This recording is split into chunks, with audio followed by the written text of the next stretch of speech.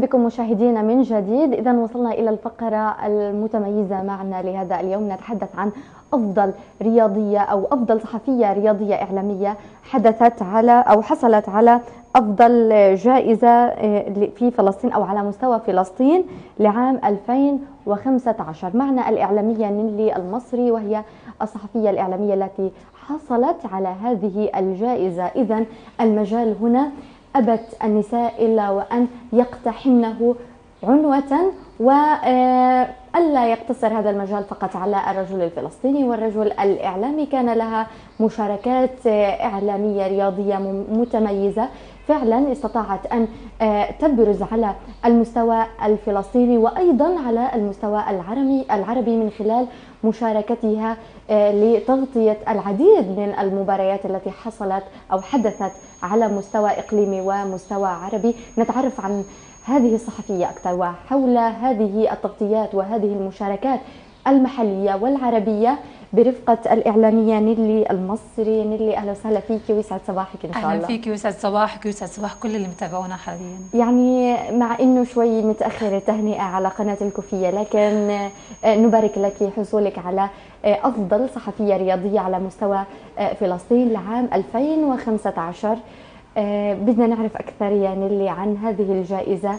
متى بالتحديد حصلتي عليها ومن الجهة التي منحتك هذه الجائزة؟ يعني تحديدا في نهاية 2015 في ديسمبر، طبيعة الحال المؤسسات الإعلامية تقوم بعمل استفتاء لأفضل صورة صحفية، أفضل صحفي أو لأفضل عمل. مؤسسة أمواج الإعلامية طبعا هي مؤسسة إعلامية تهتم بالإعلام الرياضي معروفة على مستوى فلسطين. قامت بعمل استفتاء لأفضل صحفي رياضي وأفضل صحفية رياضية وأفضل، يعني كانت في أكثر من فئة في هذا المجال. الحمد لله يعني تم اختياري كأفضل صحفية رياضية على مدار عام 2015، يعني من خلال تغطياتي وكتابتي وتقاريري. يعني ما شاء الله. هاي المسابقة حكينا انه كانت من خلال الاستفتاء، هذا الاستفتاء اقتصر فقط على تصويت الجمهور او المتابعين؟ لا، هي بالضبط المؤسسة من قامت بعمل هذا الاستفتاء. اكيد كانت في هناك اجراءات، يعني انا بصراحة ما اعرفش تفاصيل بخصوص مؤسسة امواج، ولكن تم الاختيار بناء على تشكيل لجنة من متخصصة متابعة ايضا للشأن الرياضي والشأن الاعلامي الرياضي. نيلي، الآن أنت طبيعة عملك بالتحديد حتى الناس ما تستغرب إنه في عنا صحفية رياضية ويبدوا يحكوا إنه لا ومستحيل وما بعرف شو. بدنا نعرف شو طبيعة عمل الصحفية الرياضية نيلي بالتحديد. يعني يمكن زمان كان المجتمع يستغرب في بنت بتدخل الملعب، في بنت بتغطي رياضة، أما حاليا لا، لأنه خلص صرنا وجه مألوف، وحاليا صار في إقبال واضح من بعض الزميلات لدخول هذا المجال. بداية الأمر أكيد كان صعب شوية ومش مستحيل. يمكن أنا أتميز عن غيري من ناحية أنه وجدت دعم من الأسرة، خاصة والدي رياضي ولاعب منتخب فلسطين في الستينات. يعني هذا كان له دور، الكابتن اسماعيل المصري، فهذا كان له دور كبير في تشجيعي وتوجيهي أيضا، وأنا كنت بستشيره بكذا موضوع بكذا قضية. فكان هذا بيساعدك يعني في الأفكار وكيف تتوجه. بالنسبة لي والدي كان هو جواز السفر أكيد لدخولي المجال، هو قدوتك الأساسية لدخولك هذا المعترك أكيد، وسهل علي مهام كثيرة. يعني بطبيعة الحال أول المشوار أي صحفية تتصل على أو تحكي مع لاعب أو مدرب فكان يكون في استغراب، لكن لما أعرف بنفسي فكان في خلص في ثقة إنه أنا بنت الكابتن اسماعيل المصري. تمام، بس بعد هيك كان لازم أن نجتهد أكثر على نفسي.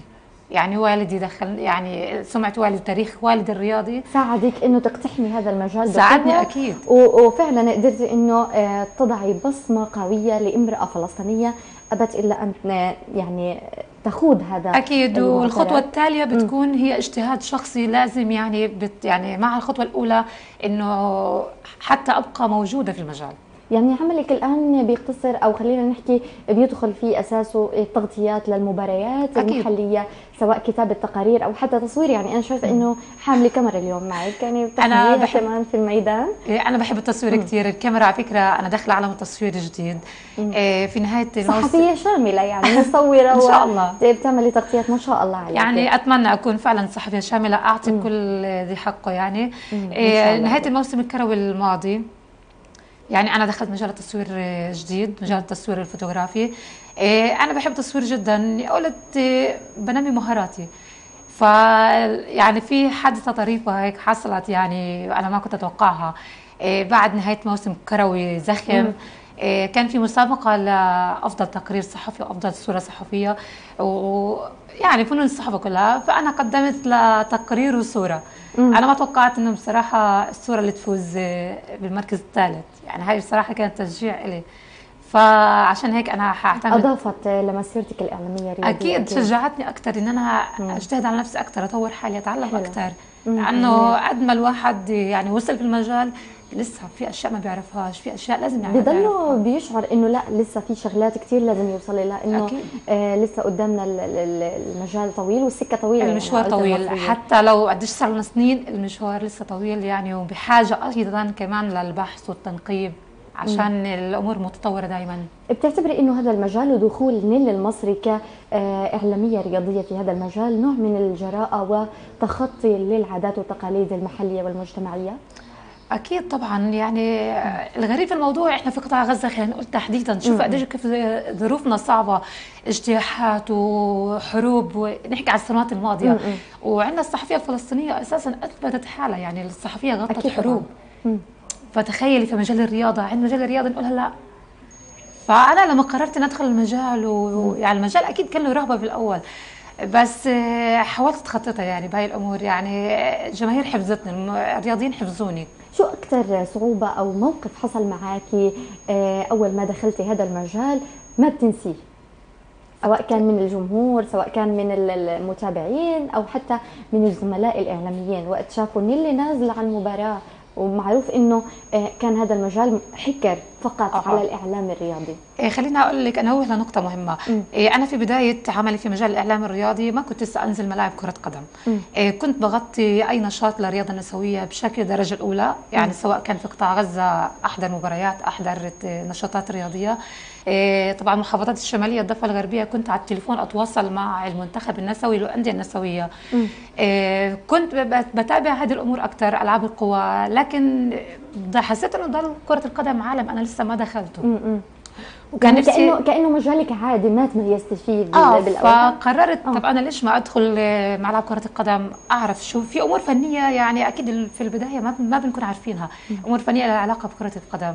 فدخلت ورحت الملعب، وكان ايامها دوري شغال، لقيت في دعم من زملائي يعني شجعوني وفيش مشكله. مره في امور صرت اعرفها بكره القدم، اسال الوالد ينبهني لهي الامور. فبعد ما تغطيتي للأنشطة المختلفة سواء كانت المرأة أو ألعاب رياضية أخرى، أنا دخلت الملعب. يمكن الموقف اللي أكثر موقف أنا ما بنساهوش نهائي في بداية دخولي ملعب كرة القدم والتغطية. يعني الكل خلص عرف نيلي المصري، وبتكون مين بنت الكابتن اسماعيل المصري. فكنت بصور بكاميرا صغيره هيك، يعني كاميرا ديجيتال. الجماهير عجبني منظر الجماهير كانت متفاعله يعني جدا، جماهير خدمات الشاطئ. فاحد الجماهير فبلشوا يهتفوا باسمي. فتخيل انت الموقف، يعني لسه انت جديده على المجال كره القدم، فكان شعور حلو كثير، وانا انحرجت هيك وخجلت.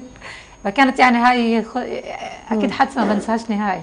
اكيد طبعا. ممكن نشوف نيلي في مرحله متقدمه جاي ان شاء الله تكسر هاي القاعده وتدخل اكثر في هذا المجال، ونلاقيها كمعلقه رياضيه، ولا اكتفت لعند هاي المرحله وخلاص؟ والله اقول لك التعليق الرياضي موهبه، وانا ما جربت صراحه ان انا اعرف هل عندي موهبه او لا. بس انا مع التخصص، يعني شوف قديش انا يعني انا في الابحاث الرياضيه كاخراج وتخصص افلام رياضيه، في الكتابه الصحفيه، حتى في الاذاعه. لكن انا بفكر انه او بشوف انه الصح والافضل انه الواحد يتخصص في مجال معين. التعليق ما بعرف، ممكن الواحد يكون عنده موهبه مش عارف، بس انا ما جربت. ممكن انه تغامري وفعلا تجربي التعليق الرياضي وتكوني فعلا اول امراه على مستوى عربي، يعني ما في نساء عرب. ما بعرف اذا في اجانب كمان ممكن انه يعلقوا وتاخدي هيك جائزه نوبل مثلا لانه والله ان شاء الله ليش لا، بس يعني ما بدي اجازف، وانا انصدم على طول، لازم اكون مهيئه اساسا. يعني فلا انا افضل خليني في مجال الابحاث والتغطيه. والتخصص منيح انه يعني هيك اكيد رائع جدا يعني. ان شاء الله بتمنى يكون فيها فعلا تطلع لنا موهبه بس حلوه الفكره انه تكون امراه هيك وكمان فلسطينيه ان شاء الله الجيل اللي طالع كمان ان شاء الله. ان شاء الله يا رب. طيب نحكي عن نيلي، كيف لما بتنزل على المباريات والدوريات هاي اللي بتصير الرياضيه، كيف بيكون نظام التغطيه فيها او كيف انت بتغطي هاي المباريات؟ يعني خلينا نحكي قبل الموضوع المحلية محلي، سواء كان بقطاع غزة أو حتى في منطقة الداخل أو حتى في الضفة اللي هي المحافظة الشمالية. طبعا احنا معروف عندنا يعني كرة القدم لعبة الشعبية الأولى. بيكون في عندنا مسابقتين اللي هو الدوري الممتاز وكأس القطاع. طبعا الدوري الممتاز بيكون بادي بالأول، طبيعة الحال عادي بتكون بطاقتي جاهزة، بطاقة دخول الملاعب، لأنه لازم يكون في نظام هيك. بكون مجهزة حالي، قارية عن الفرق اللي حتلعب اليوم، قارية ايش النتائج السابقه تاعت الاسبوع الماضي. لازم اكون ملمه بهي الامور، اسماء اللاعبين. احيانا في لاعبين جداد احيانا احنا ما بنكون لسه عارفينهم، يعني بيكونوا لانه في تعاقدات بتصير بين الانديه، فاحنا لازم نكون عارفين. حتى لو انه في لعيبه جديده ما بنعرفها، بنقدر ناخذ تشكيله اللاعبين من الحكم الرابع بندخل قبل المباراه بشويه. فهيك بنكون جاهزين. فاحنا بنكون قاعدين مع الزملاء وبنتابع المباراه، بنشوف شو في مواقف. يعني تغطية المباراة كتير رائع، بتشوفي قديش مستوى الفريق هذا، مين أفضل مين أحسن، اللاعب هذا كيف مستواه المرة هاي أفضل من المرة اللي فاتت. فهي أمور فنية. لكن في أمور تانية أنا بدأت إني أتابعها أكثر يمكن السنتين اللي فاتوا. تعلمت كيف نقرأ الملعب، جوانب الملعب. في كتير قصص يعني غير ملعب كرة القدم واللعيبة اللي بيلعبوا الفريقين، في كتير قصص يعني رائعة جدا أنا بكتب عنها. يعني في احد المرات كان في موقف هيك طريف، هلا بين الشوطين كان في بعض الاطفال يعني استرقوا يعني بعض الوقت، ويعني كان ممنوع اساسا دخول الاطفال في داخل ارضيه الملعب. فالشرطه كانوا بيصلوا، فكان في احد الاطفال يمكن عمره 9 سنين، فكان لابس في ايديه لا مؤاخذه شبشبه، فمتخيل نفسه حارس مرمى، تخيلي، واحد بيعمل هيك وبيعمل هيك وبنطلع حاله. فانا بالصدفه كان قريب مني، لقطت له 3-4 صور وفعلا وحكيت معاه وكتبت عنه، فعلا نفسه يكون حارس مرمى المستقبل.